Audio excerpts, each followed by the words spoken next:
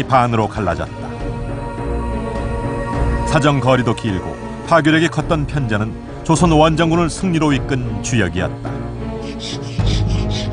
편전이 조선의 비밀 병기로 쓰였던 또 하나 결정적인 이유가 있다. 내가 쏜 화살을 적이 주워서 다시 나에게 되돌려 쏘는 거죠.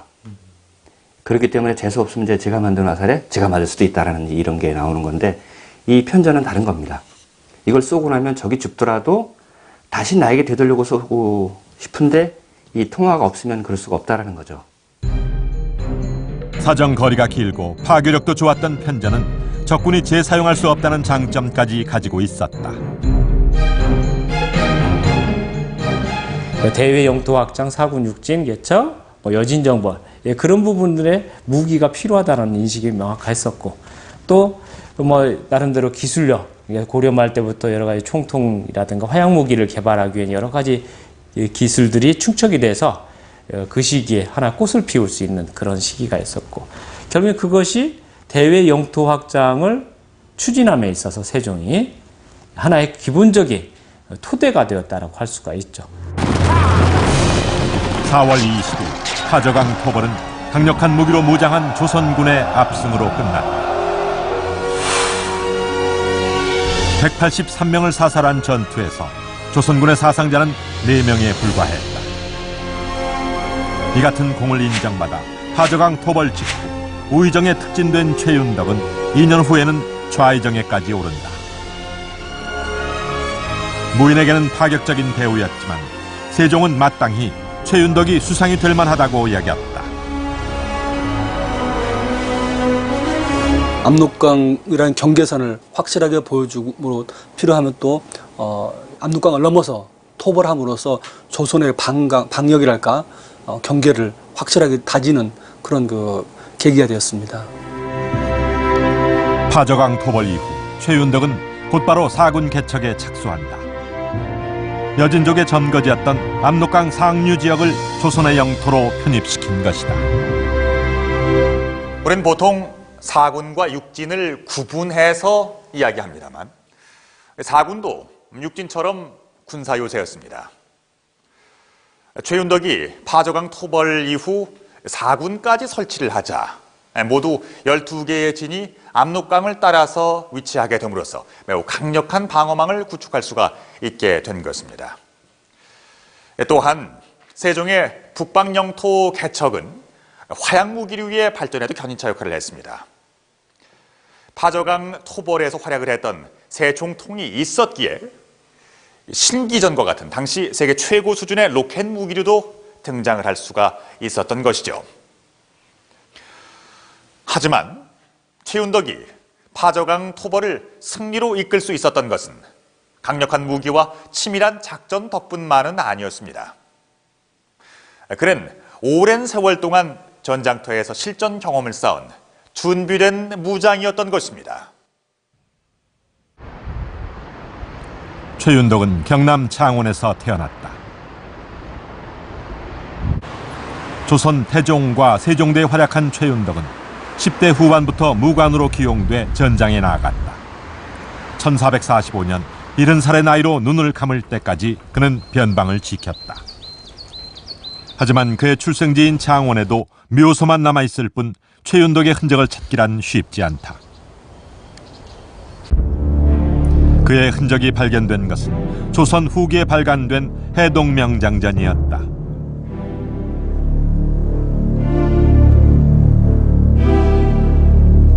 내용에 따르면 최윤덕은 이성계를 따라 위화도에서 회군하여 원종 공신에 올랐던 최운해 장군의 아들로 태어났다. 고려 말이었던 1376년에 태어난 최윤덕.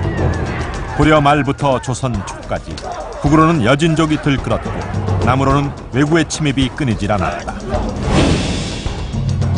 특히 대마도의 왜군은 고려 말부터 조선 초까지 무려 500차례 이상 침략과 노략질을 자행했다. 최윤덕이 무장으로서 이름을 알리게 된 것은 21살 때. 부친을 따라 경북 영해 지역의 전투에 참전해서 왜구를 크게 무찌르는 공을 세운 것이다. 자기 스스로 나는 무인이다고 얘기를 했어요. 그래서 전방, 야전 경험이 굉장히 많은 분이에요. 전투에서는 함경도에 가서도 초급장교 시절에 근무를 했고 평안도에서도 근무를 했고 또 내지에 들어와서도 주로 무인에 관계대한 업무를 맡았고 그래서 전제 경험이 굉장히 많은 분이다. 경험이 많다, 전쟁 경험이 많다는 것은 전략 전술을 발휘할 수 있는 지혜가 많은 분이다. 이렇게 하죠. 최윤덕은 세종 주기년에 있었던 대마도 정벌에서도 공을 세웠다. 17세기 후반에 제작된 동이어 비고. 대마도 정벌의 출발지는 거제도 북쪽의 좁은 해협 바로 견내량이다. 왜구의 본거지인 대마도를 정벌하기로 결심한 세종은 전군에 비상 소집령을 내려 조선 수군의 주력 함대를 이곳 견내량에 집합시킨다. 왜 하필 이 좁고 물살이 거센 바다에 집결을 시켰을까? 견내량은 바깥쪽으로 거제도가 감싸고 있어서 대마도나 먼 바다에서는 보이지 않기 때문이다. 철저한 준비를 마친 조선의 수군은 1419년 6월 19일 대마도를 공격했다.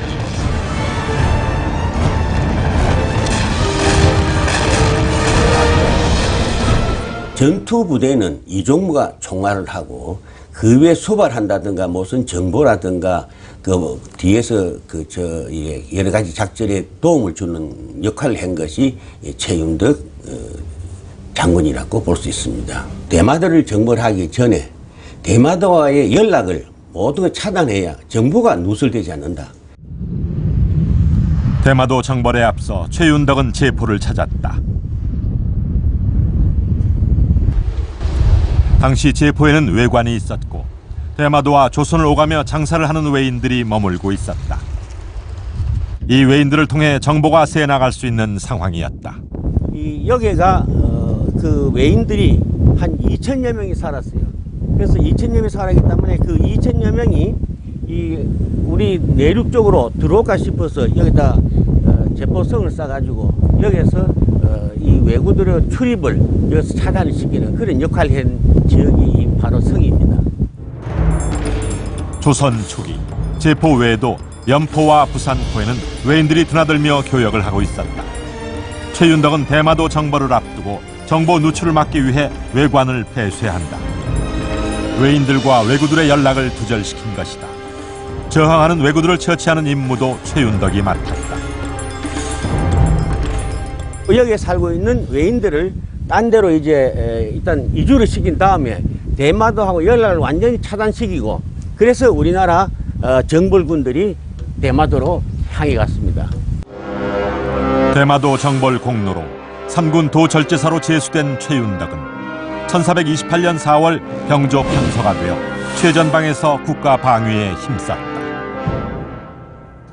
최윤덕 장군은 세종시대 많은 그런 그 무장 중에서 거의 왕도라든가 또는 그 병법의 지략을 알고 있었던 그런 아주 예외적인 그런 장군이었던 것 같습니다. 한마디로 리더십을 겸비한 무관이었는데 바로 그 때문에 세종은 항상 의지하고 믿고 했던 그런 일종의 이 세종대왕한테 최윤덕은 유비한테 제갈고민 같은 그런 존재가 아니었나 싶습니다.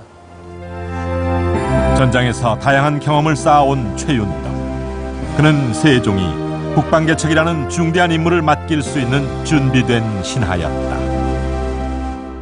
북으로는 여진족을 몰아내고 남으로는 왜구를 물리치는 데 힘썼던 최윤덕 장군. 파저강 토벌 승리의 공로로 그는 우의정에 특진되고 얼마 안 있어서 좌의정의 자리에까지 오르게 되는데요. 그만큼 세종이 영토 개척을 해나감에 있어서 파저강 토벌은 대단히 중요한 사건이었던 셈이죠. 파저강에서의 승전 소식을 듣자마자 후속책으로 영토 개척을 명했던 세종. 이 세종의 북벌은 서북면에 그치지 않고 동북면 두만강 유역까지 확장됩니다.